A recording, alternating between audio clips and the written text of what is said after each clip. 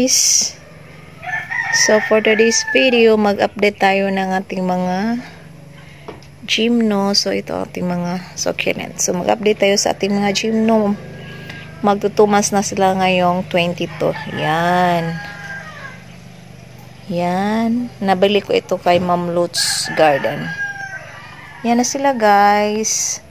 Kumulay na sila ng maganda. Or lumabas na ang kanilang kulay na nilagay ko sa labas. Nandito na sila sa labas. Nandito na sila sa labas. Hindi na sila sa garage. So, ipakita ko sila sa inyo. Kasi buhay na sila guys. Yan, lumaki na sila oh. Yan, ganyan na kalaki. So, maganda ang kanilang kulay at maganda ang kanilang tubo.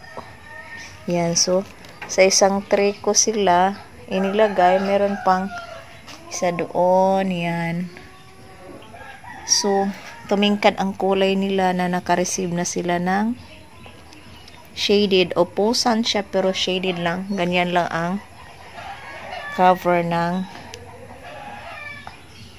bubong namin. So yan, ang ganda nila guys oh. Grabe ang tingkad ng kulay. Mas gumaganda ang kanilang kulay pag enough sunlight ang kanilang ma-receive. Yan guys oh, grabe. Grabe na ang kanilang kulay. Ganda. So nag-baby na siya guys. Yan guys oh. Baby na yan. Very good. Nag-baby na siya. Yan. Grabe guys. Ang dali palang tumubo ng mga gymno. O hybrid gymno calacium. Ang bilis talaga nilang tumubo. Yan. Look guys. Grabe ang pink niya oh. Grabe. So ito sila noon. Yan. So mga 2 weeks pa lang silang natanim. So, ngayon, ito na siya. Magto 2 months na sila. Ang ganda na nila, oh. Grabe. Ang improvement ng aking mga gymno calacium hybrid. So, mayroon ding pagkaiba. So, magto 2 months na sila sa akin under my care. Yan, guys, oh. Grabe ang improvement nila. Lalong gumaganda. So, ito pa, yung na-separate sa tray. Yan, malalaki na din. Grabe. Ang excited namang magtanim ng mga ganitong cactus.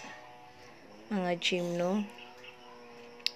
At least happy ka after yung nakita nyo na may improvement at tumutubo na din ang mga tanim yung mga gymno.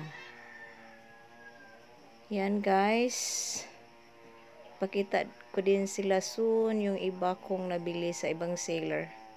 So yan na sila lahat guys. Thank you for watching. Sa hindi pa nakapag-subscribe sa aking channel and Dynanit Vlog, please subscribe my channel and don't forget to like, share, and subscribe. Bye guys. God bless.